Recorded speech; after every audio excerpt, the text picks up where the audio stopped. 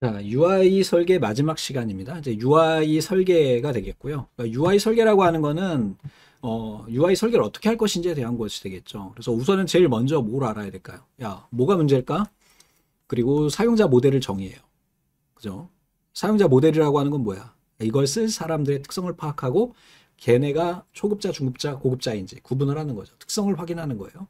그 다음에 작업을 분석해. 어떤 일을 하지? 컴퓨터 오브젝트 및 기능 정의하고요. 사용자 인터페이스 정의하고 디자인을 평가하게 됩니다. 자, 사용자 능력, 지식에 적합한가? 사용자가 사용하기 편한가? 이런 것들을 보게 되는 거고요. 이거 평가하는 방법에는 뭐가 있냐면 곰스와 휴리스틱이 있어요. 얘네들은 객관식 보기로 몇 번 나온 적이 있었거든요. 개정되기 전에 나왔던 아이니까 간단하게 그냥 용어 정도만 기억하시기 바랍니다. 자, UI 상세 설계에서는 메뉴 구조, 제일 중요하겠죠? 내부, 외부 화면과 폼을 설계하고요. UI를 검토를 수행을 합니다. 간단히 보세요. 시험 문제 나온 적이 없기 때문에. 네. 그리고 개념적으로만 딱 이해하시면은 틀리는 문제들이 나오잖아요. UI 쪽에서는. UI 상세 설계에서는 시나리오 작성 원칙이 있어요. 그래서 전체적인 기능, 작동 방식, 개발자가 쉽게 이해할 수 있도록 구체적으로 작성을 해요. 대표 화면의 레이아웃 및 합의 기능을 정의하고 트리 구조나 플로우 차트 기법을 이용한다. 트리는 나무 형태고 플로우 차트는 순서도 형태로 우리가 구성을 합니다. 그러니까 왜 그럴까요?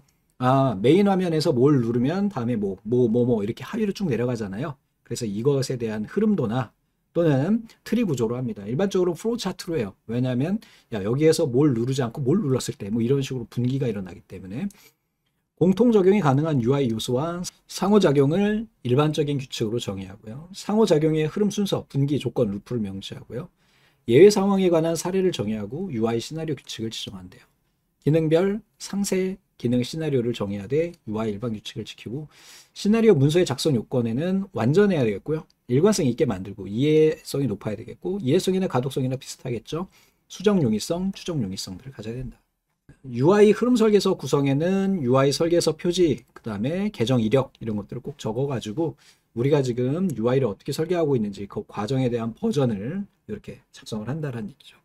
UI 요구사항을 정의해요. 시스템 구조나 사이트 맵, 프로세스 또는 화면 설계 이런 것들을 적용을 한다. 이제 시험 문제에 출제되는 아이입니다. UI 종류에는 CLI예요. 일반적으로 얘는 문자형이라고 이야기를 하고요. 도스 같은 경우죠. 옛날에 도스 또는 리눅스, 유닉스, 텔넷을 이용한다든지 이런 것들이 되겠죠. 예전에 이제 MS-DOS나 현재는 뭐 리눅스나 유닉스에 텔넷을 이용해서 접근한다든지 이런 것을 의미하고 GUI는 여러분들 쓰고 계시는 스마트폰이나 윈도우즈가 바로 GUI예요. 그래픽 기반이죠. 자, NUI 이게 사용자의 자연스러운 동작을 인식하는 거예요. 동작 인식이라고 보시면 돼요. 내추럴 유저 인터페이스라고 해서 컴퓨터와 상호작용하는 방식을 의미한다. 사용자가 어떠한 기계적인 인터페이스나 명령어를 사용하지 않고 자기 몸의 움직임이나 목소리, 손가락 등을 이용해서 컴퓨터를 제어할 수 있도록 하는 것을 뭐라고 한다? 내추럴 유저 인터페이스. 이거 2번이나 출제된 적이 있습니다. 그래서 NUI의 대표적인 게 스마트폰의 터치스크린, 음성인식 기술, 제스처 이런 것들이죠. 여러분들 가장 많이 쓰시는 게 뭐죠? 스마트폰 딱 들으면 화면 딱 열리죠. 그잖아, 그지? 화면이 열리잖아. 이렇게 파워 버튼 누르지 않아도. 이게 바로 대표적인 NUI입니다. 그래서 스마트폰을 사용하면서 요즘에 많이 쓰고 있는 것이 바로 NUI다 보니까 종종 출제가 됩니다. 자, OUI는요, 사용자가 느끼는 인터페이스의 물리적 형태를 고려해서 설계된대요. 그래서 사용자의 느낌이 자연스러워진대. 그래서 사용자와 인터페이스 간의 경계를 흐리게 해서 사용자가 더욱더 직관적으로 시스템을 제어할 수 있도록 한다. 그래서 OUI는 오거닉이에요, 오거닉. 그래서 느낌과 체험을 기반으로 둔다.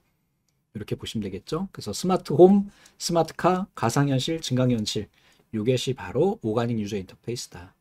자, TUI는 CLI와 비슷해요. 텍스트 사용자 정의로 우리가 지정할 수 있는 것이고 WUI는 웹 베이스예요. 웹 기반의 사용자 지정. 터치 사용자 지정은 뭐예요? 터치 이용을 하는 거죠.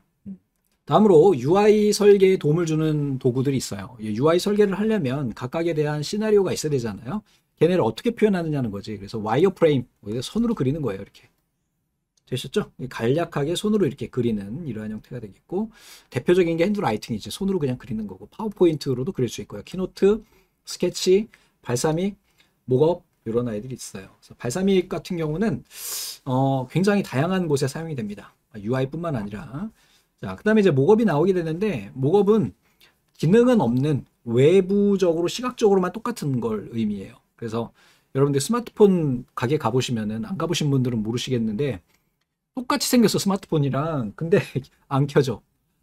딱딱한 나무로 만들었어. 이걸 바로 목업이라고 합니다. 그래서 소프트웨어도 마찬가지예요. 자, 얘는 실제 제품과 유사하게 만들어졌어요. 똑같은 실물 크기의 정적 모형인데 눈으로만 보는 거야. 버튼 눌리지가 않아. 터치가 안 돼. 이거죠. 그래서 이걸로 쓸 수 있는 것이 여기 나오는 카카오 오븐이나 발사믹, 그다음에 파워 목업 이런 아이들이 있다. 파워 목업은 파워포인트에서 추가 애드인이에요. 결제하면 돈 주고 결제하면 설치할 수 있습니다. 자, 스토리보드는 이야기판이 되겠죠. 그래서 UI UX 구현에 수반되는 사용자의 작업, 인터페이스 간의 상호작용을 시각화한 거예요. 됐죠? 얘는 개발자, 디자이너, 그 다음에 각자 우리 이해관계자라고 하죠. 스테이트 홀더들이 의사소통을 할 때 쓰는 거죠. 그래서 설계 목적에 필요한 조각을 모아서 순서대로 놓고 배치해서 쌓아서 조립하는 과정으로 설계 단계에서 발생하는 문제를 미리 발견하고 대처하기 위함이다. 이렇게 정리하고 계시면 되겠습니다. 작성 방법은 상단 우측 제목, 작성자 기재, 좌측은 UI 화면, 우측은 디스크립션 이런 식으로 해서 표현하는 거고요. 요것도 한번 출제가 된 적 있어요. UI 요소의 종류에는 라디오 버튼이에요. 선택 영역에서 하나를 선택해서 사용하는 버튼이다 그랬죠.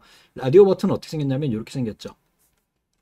그래서 남성이세요? 여성이세요? 이렇게 물어보는 거지. 남녀 해가지고 여성 딱 하면 까맣게 이렇게 칠해지는 거 아시죠? 자, 체크박스는 네모로 생겼어요. 야, 네가 원하는 거 다 골라. 이거죠. 토글 버튼은 온오프예요. 그래서 얘도 동그랗게 생겼는데 이걸 딱 누르면은 이게 까매지고요. 안 누르면은 이렇게 이런 식으로 보여지는 거. 드롭다운 목록 상자죠. 목록을 선택하는 거. 우리가 보통 이제 주소 선택할 때 선택을 하죠. 경기도 어디 이렇게. 자, UI 프로토타입이에요. UI 프로토타입도 그냥 C 제품하고 똑같다 이렇게 보시면 돼요. 제일 좋은 게 뭐야? 사용자 설득과 이해가 쉬워요. 특히 UI 프로토콜은 실제 외부에 보여지는 모습을 그대로 구현해서 보여주기 때문에 사용자가 딱 느끼기에 거의 다 됐네? 이런 걸 느낄 수 있게 되겠죠. 얘는 작성 방법에 따라서 디지털 프로토타입과 페이퍼 프로토타입이 있어요. 일반적으로 요즘에는 웹 관련된 거나 소프트웨어 개발에서는 거의 다 디지털로 우리가 작업이 되겠죠. 자, 단점이 몇 가지가 있는데 수정이 많아지면 작업이 늘어날 수 있어요. 얘를 계속 수정해 나가야 되니까 필요 이상으로 자원을 많이 소용해요. 시간과 돈이 많이 든다는 얘기죠. 정확한 문서 작업이 생략되는 문제가 발생할 수 있어요. 그러니까 결과만 보고 이야기하니까 이렇게 구성이 된다. 작성 도구 중에는 아날로그 방식과 디지털 방식이 있는데 아날로그는 대표적인 게 뭐예요? 손이나 펜. 디지털은 뭐예요? 디지털 툴. 파워포인트나 아크로벳, 인비전, 마블, 어크로벳 XD 가장 많이 쓰이고 있죠. 이런 것들을 우리가 쓴다든지 키노트나 UX핀 이런 것들 이용한다. 간단하게 나머지들은 정리해 주시고요. 이제 감성공학은 뭐냐면 인간이 가지고 있는 소망을 UI로 표현하는 것을 의미해요. 그래서 이거를 뭐라고 한다? 인간과 컴퓨터 간의 상호작용, 즉 HCI 설계의 인간의 특성, 감성 등을 정량적으로, 수치적으로 우리가 표현할 수 있는 것을 이야기한다. 이건 일본의 학자가 만들어낸 그런 규정입니다. 일본의 도쿄대학교인가 어디 교수였어요. 그래서 여기에서 1988년도에 감성공학을 제시를 해서 지금 우리가 많이 쓰고 있다. 이렇게 보시면 되겠습니다. 자, 감성공학의 접근 방법이 있는데 1류, 2류, 3류로 나타내요. 1류는 인간의 감각, 감성을 표현하는 거고요. 2류는 얘는 기본 틀을 제공하고 여기에 감성, 어휘, 수집 전 단계에서 평가자들의 생활 양식을 추가해요. 요거 주고 이렇게 하자. 평가자들의 생활 양식을 추가하고요. 3류는 인류의 감성, 어휘 대신에 특정 시제품을 이용해서 측정한 감각, 척도로 감성을 표출한대요. 그래서 얘는 어휘, 얘는 생활 양식, 얘는 감각, 척도 이렇게 표시한다.